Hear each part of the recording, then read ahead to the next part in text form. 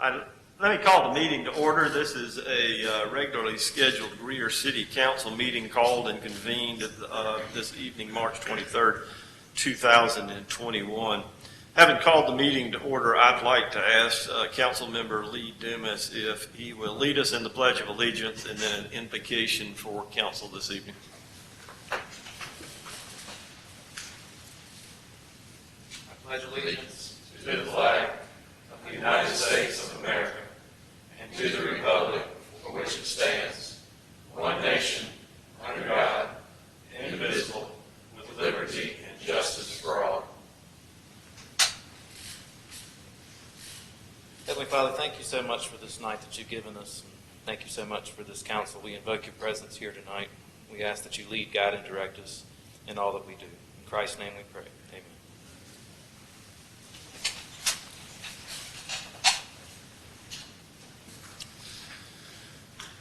We welcome you to Greer City Council meeting, and thank you for joining us this evening.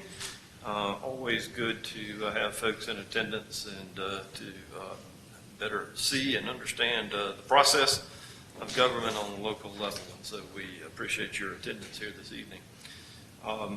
Ms. Duncan, anyone to appear in public forum this evening? No, sir. With that, then, Council, will move to the minutes of the council meeting. You have in your packet this evening the March 9th, 2021 minutes. I'll entertain a motion that they be received. So moved. Have a motion and a second. Any items of note for the clerk? Hearing none. Ms. Duncan? Mr. Arrowood, Yes. Mr. Hopper, Yes. Mr. Dumas, Yes. Mr. Bettis, Yes. Ms. Albert, Mayor Danner. Yes. Council, we have a couple of special recognitions to make this evening. We have got the folks that are here that were winners of our high school and middle school students that were the winners of the Black History Month essay contest. And I know several of them are joining us this evening. We would like to take time to recognize those folks, and we are going to do that. We've also got a proclamation this evening declaring this month a Donate Life Month, and we're going to make that presentation as well. I am going to ask Ms. Emma Hagg from our staff if she would to join me in the front or at the podium, either one there, and then we are going to recognize the young folks that are winners in our Black History Month essay contest.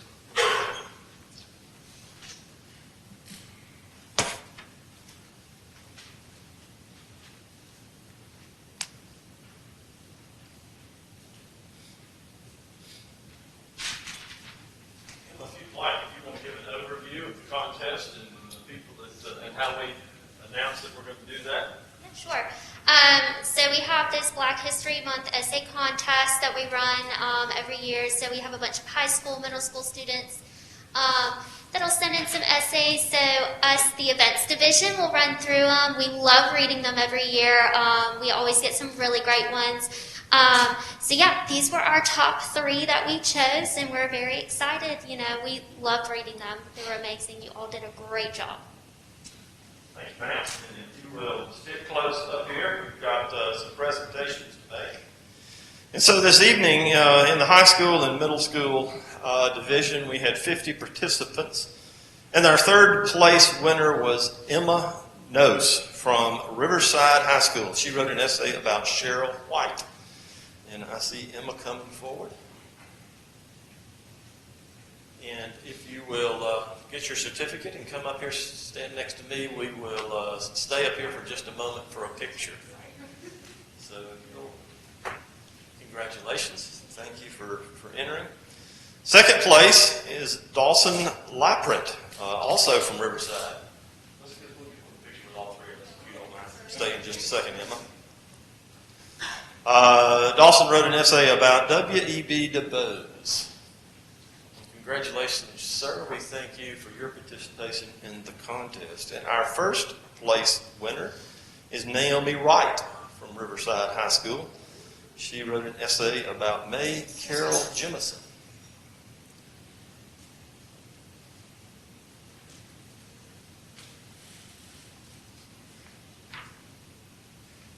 I will slide around so we can appropriately space there, and we'll stay here for a minute.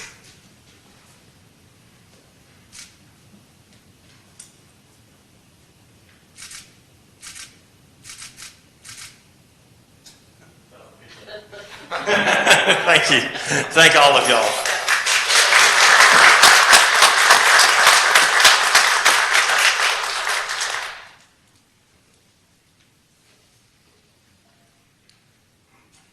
And is Ian Dyke with us this evening?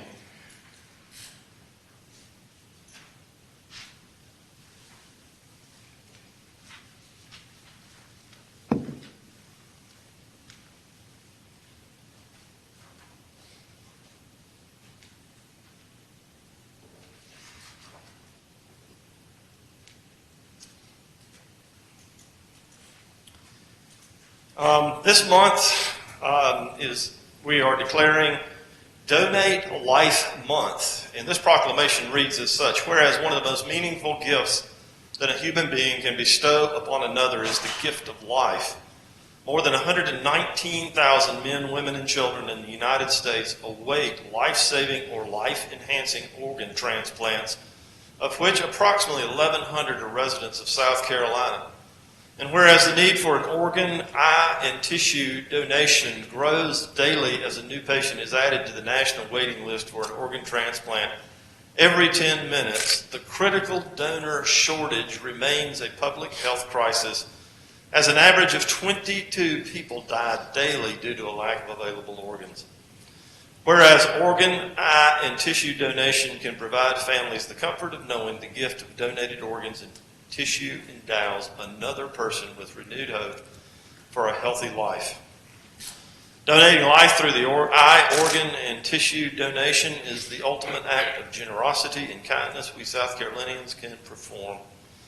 And Donate Life South Carolina and We Are Sharing Hope South Carolina are the state nonprofit organizations dedicated to promoting awareness about the need for organ and tissue donation. And whereas South Carolina supports Donate Life South Carolina and We Are Sharing Hope South Carolina's life-saving missions, I, Rick Danner, and this council do hereby proclaim April 20th, 2021 as April 2021 as Donate Life Month in the city of Greer, to honor all those who have made the decision to give the gift of life, to focus attention on the extreme need for organ, eye, and tissue donation, to encourage all residents to take action and sign up on South Carolina's organ and tissue donor registry at any SCDMV office and or www.donatelifesc.org. With that, I would like to present this to you, and if you would like to add anything to that, you're welcome to do it. Thank you guys so much, the City Council of Greer, as well as the people of Greer. Greer joins more than 60 cities throughout the state of South Carolina, as well as the governor and the state senate in recognizing Donate Life Month. 50,000 lives saved in 2020 despite a pandemic, and on top of that, 50,000 people who were blind and because of a cornea donor can save again. So if you're not a donor, register to be a donor, and thank you guys so much for helping us make this special and celebrating those lives. Give it a round of applause.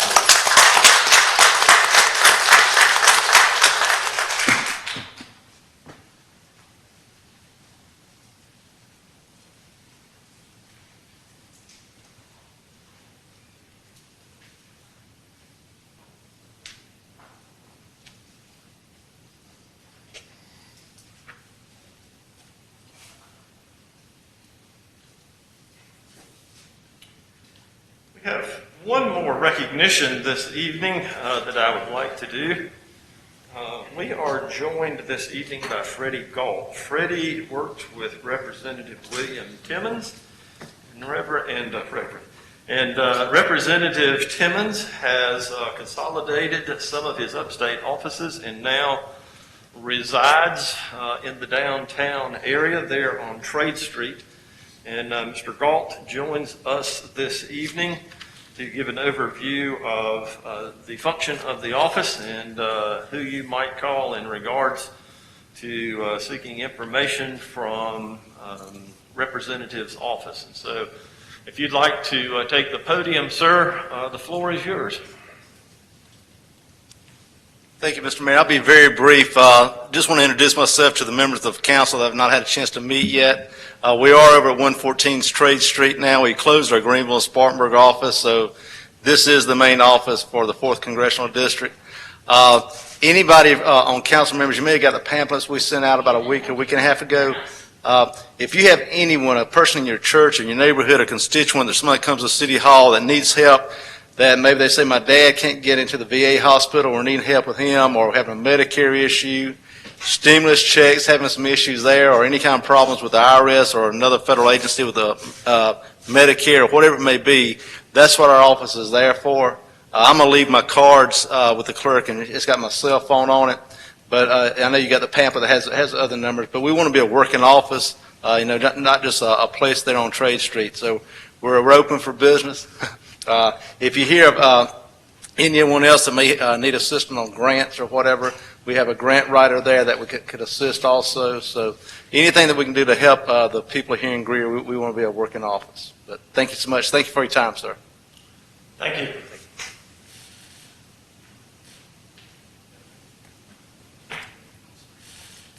Appreciate you joining us this evening, and tell the representative we'll be glad to have him drop by whenever it's convenient for him. I know on Tuesday nights he is generally in his his job in D.C., but we'll be glad to have him anytime he's on this. So, thank you.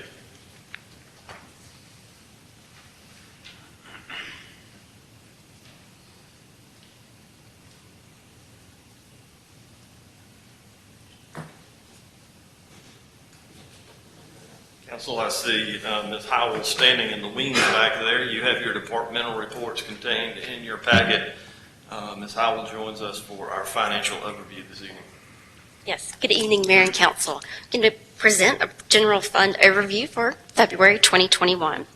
Starting with revenue, we collected over $4 million this month and have a year-to-date total of $21,757,000 for the year-to-date total. Operational expenditures for this month were $1.9 million, and we had a fund balance usage of $41,000. That gives us a total of year-to-date total expenditures of $18.8 million, and that is 3% under budget.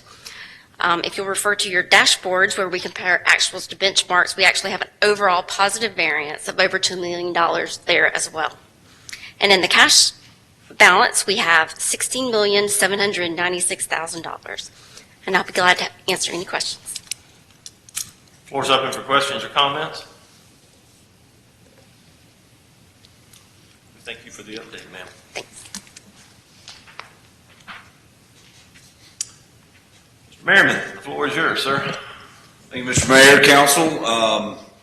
Real quick, want to remind you all that Dine on Trade, the event that we worked with our downtown merchants, will begin in April, every Friday night in April. So next Friday will be the first event for the April Dine on Trade. So it was a tremendously successful event in October. I can only imagine it'll be just as successful in April. As you can see, there's some walkway work being done to replace some failing timbers up there. So I would not only encourage y'all to find other ways around if you're walking around City Park, but just to be aware that work is ongoing, should be finished by the end of next week. A reminder to council that your statement of economic interest is due a week from today, Tuesday the 30th, and your ethics forms are due April 10th. April 23rd, City Park will be closed for the annual Employee Appreciation Picnic. And May 18th, just want to remind you, I'm going to try and be good about reminding y'all at every council meeting that we will have our budget workshop May 18th. So keep that on your calendar. And staff has been turning in their budgets. They were due to finance yesterday by close of business, And so they'll be continuing to compile all that information. We will have budget meetings. I will be having budget meetings with all of the department heads starting next week and kind of running through April in advance of your workshop. Mr. Mayor, that is all that I had. What's the time frame on the budget workshop in May? What time did you mean? What time were we going to start? I think we were going to start. That was the off Tuesday of the month, and I think we were going to start it at 6. But let me verify. I have to pull my calendar back up and send you an email. But I think that was the intent. That's fine. We got that. What was it, April the 10th? Your ethics form. Your ethics form from the state is due. Quarterly. Your court, yes.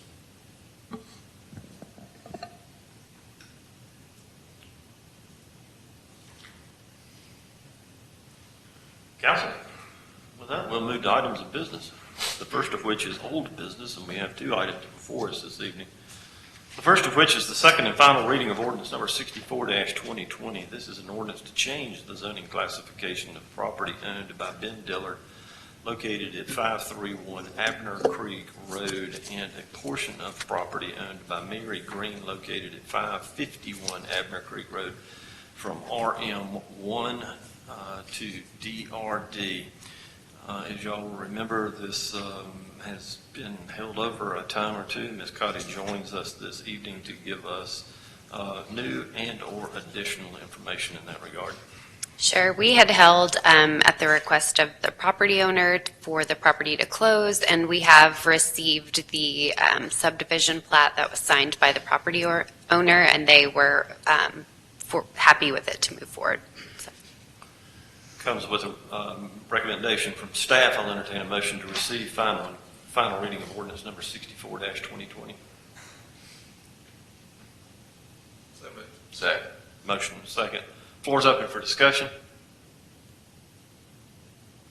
Questions?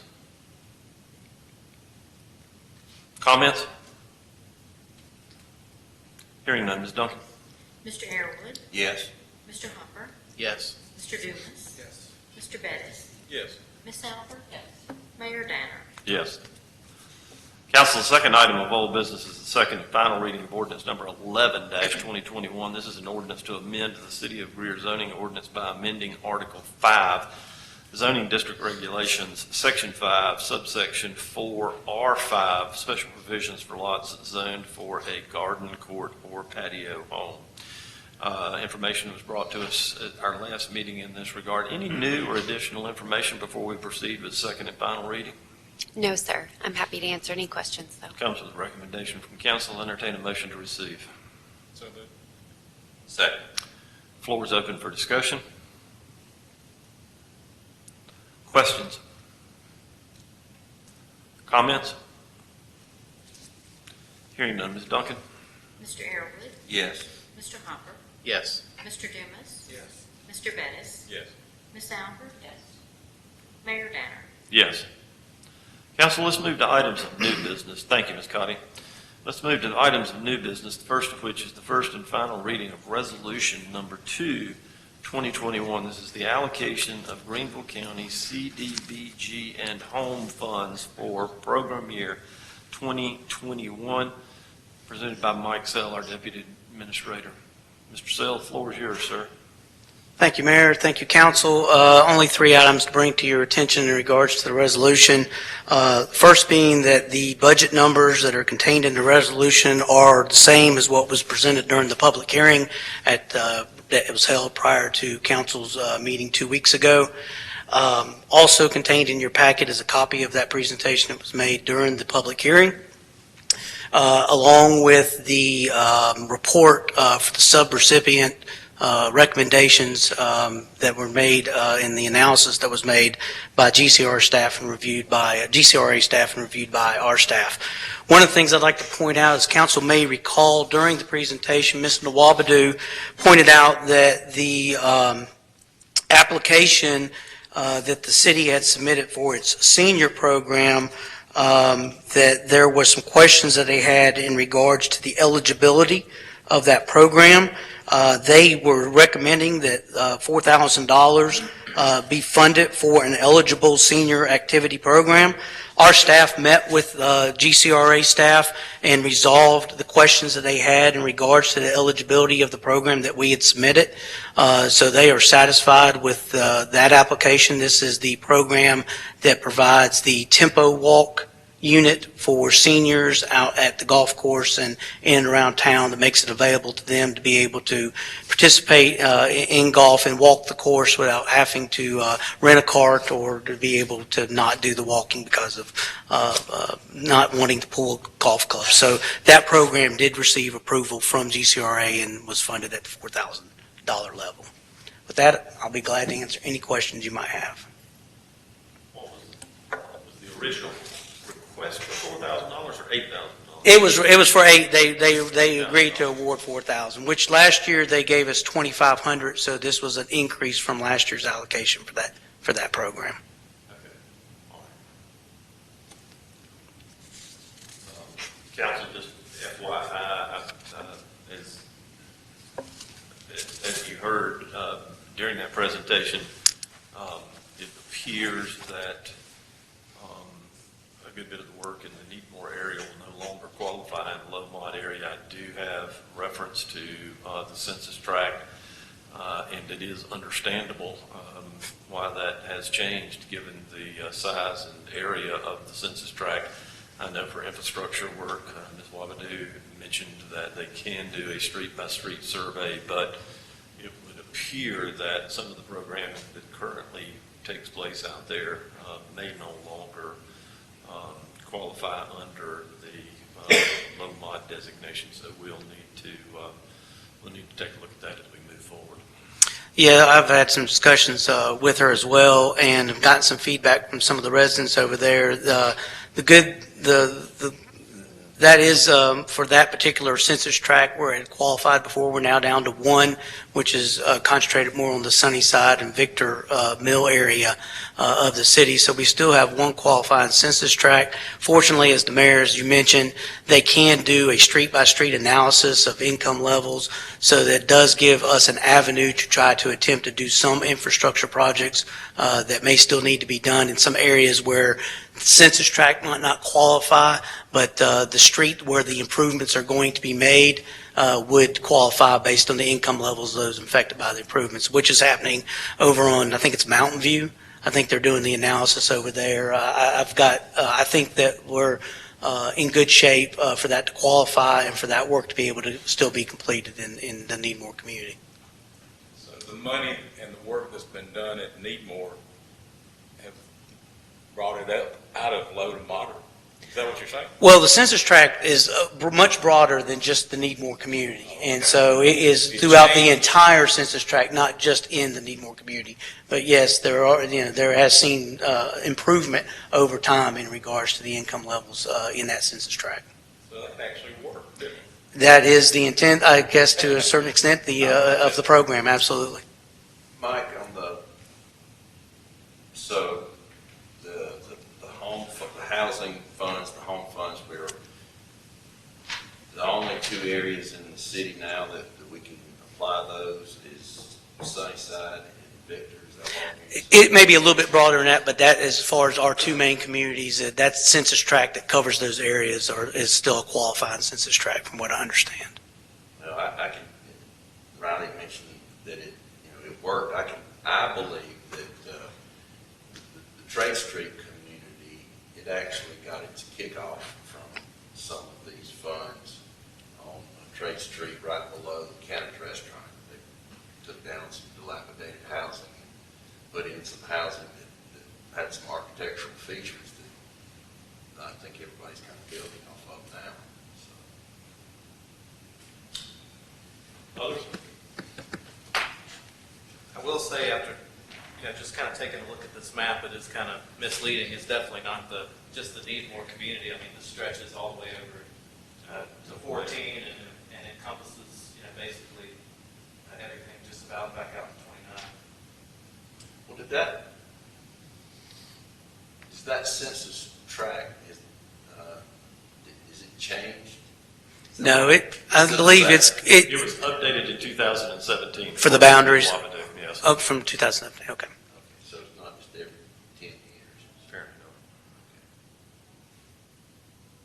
and they vary in size. Not all census tracts are the same size. It's just, it's kind of like they just draw the boundaries and over time making adjustments to them. As part of a side note, it provides us a lot of opportunity that, from what I understand, except for in Greenville, the city of Greenville, for the rest of the municipalities, the city of Greer is the only community in Greenville County that currently still has an eligible low to moderate income census tract. So we have an opportunity to be able to direct CDBG funds and home funds to our community to make the improvements.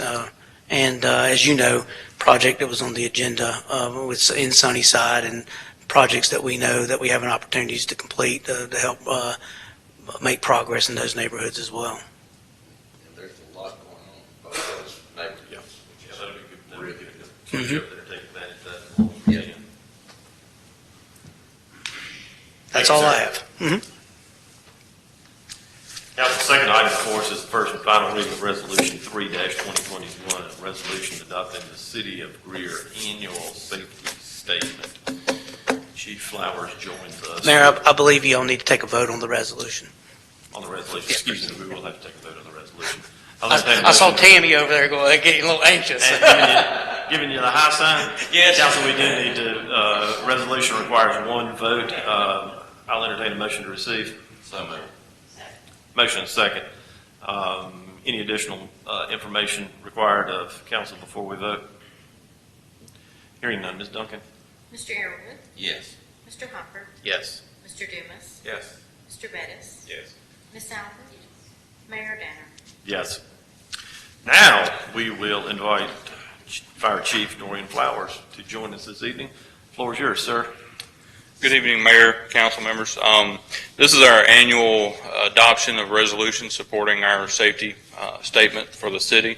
You guys are aware this time of year we do this every year to kind of reiterate our commitment to the safety of the employees and the city in general, and that is what we are here to ask you to adopt tonight. Council recommendation from staff and particularly from the fire chief to hear a motion to receive. Second. Motion and second. Floor is open for discussion or questions of the chief. Comments for the chief. Hearing none. Ms. Duncan? Mr. Arrowood, Yes. Mr. Hopper, Yes. Mr. Dumas, Yes. Mr. Bettis, Yes. Ms. Albert, Mayor Danner. Yes.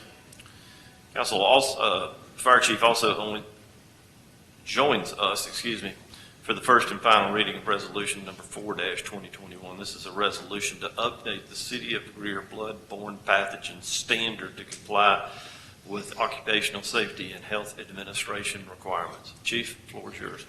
Yes, sir. Again, this is an annual adoption of resolution to support the bloodborne pathogens standard and statement for the city.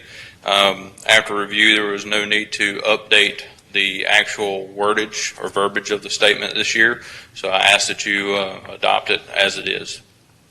Comes with the recommendation from staff. Do I hear a motion to receive? So moved. And a second. Floor is open for questions or comments from the chief. Hearing none. Ms. Duncan? Mr. Arrowood, Yes. Mr. Hopper, Yes. Mr. Dumas, Yes. Mr. Bettis, Yes. Ms. Albert, Mayor Danner. Yes. Thank you, sir.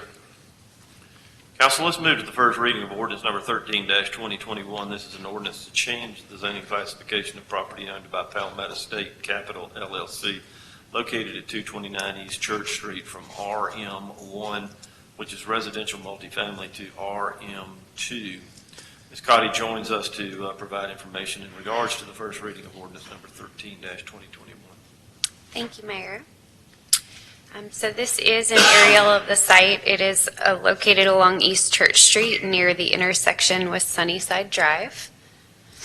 This is the current zoning map of the property and the properties around it. Most of them are RM1, and there is some C2 in the bottom corner. The future land use map calls for a traditional neighborhood community, which is a slightly higher density that surrounds our neighborhood, our downtown core. And then this is a street view of the site. It is currently undeveloped. Planning Commission did have a public hearing for this at its March meeting, and they did recommend approval. I am happy to answer any questions that you may have. For the purpose of discussion, I'll entertain a motion to receive ordinance number 13-2021. Second. Motion is second. Floor is open for discussion or questions. What's it's RM2, so So it's it's going to RM. It's currently RM1. They are requesting RM2. They would like to put a duplex on the site, and it's short about 700 square feet. I think it needs 12,000, and it's at 11.3. So they're requesting RM2 to do a duplex. And they currently, as you can see, the two dots at 223 and 221, I believe, if my eyes can see. They did the property next door that's currently under construction for a duplex. And that is the highest kind of use that they could do under RM2, given their square footage at the site.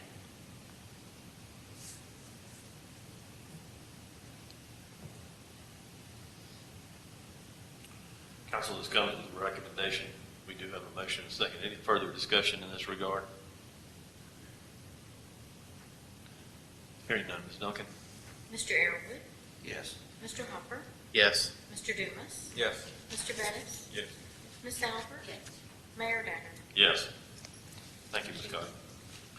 First reading of ordinance number 14-2021. This is an ordinance to annex a 10-foot strip of land that is part of property located on McElrath Road by 100% petition method pursuant to provisions of the SC Code 53150-3 and an ordinance authorizing the execution and delivery of a development agreement by and between the City of Greer, South Carolina and 361 LLC or its assigns with respect to infrastructure improvements in the City of Greer and matters related thereto. Mr. Merriman, do you want to give us an overview of ordinance number 14-2021, please, sir? Yes, sir. So back in 2006, this property was annexed. I say this property, the property on which this 10-foot strip exists, was annexed, and the ordinance read at the time specifically excluding this 10-foot strip along McElrath Road. Well, the most recent survey of the property shows that the 10-foot strip actually encompasses a portion of McElrath Road, making the property an ingress and egress on McElrath Road impossible to a large degree. When I say impossible, meaning there's just kind of this no man's land of unincorporated Spartanburg County that runs across McElrath Road and through this property. So in meeting with the developer and Spartanburg County and the developer's attorney trying to rectify this, the best way to do this is to actually annex the 10-foot strip that was previously excluded in the October 24th, 2006 annexation process. Along with that, there is a development agreement that I'm asking council to enter into where the developer is paying in effect a fee in lieu of doing any road improvements on McElrath given the relatively low traffic counts along that road. So that's actually both the annexation and the development agreement portion of this request. Hearing that information for the purpose of discussion, do I have a motion to receive? Second. Motion is second. Floor is open for discussion. Do we know why that 10-foot strip was excluded? Mr. Sherwood, I think the intent, and I can only speak to what I think the intent was to very clearly delineate that we were annexing the property, but in no way we're intending to annex the road frontage or intending to annex McElrath. So the intent was to exclude the 10-foot strip adjacent to McElrath that runs along the length of the property. So again, the intent was that. Well, what ended up happening based on the most recent survey was we just had bad information at the time.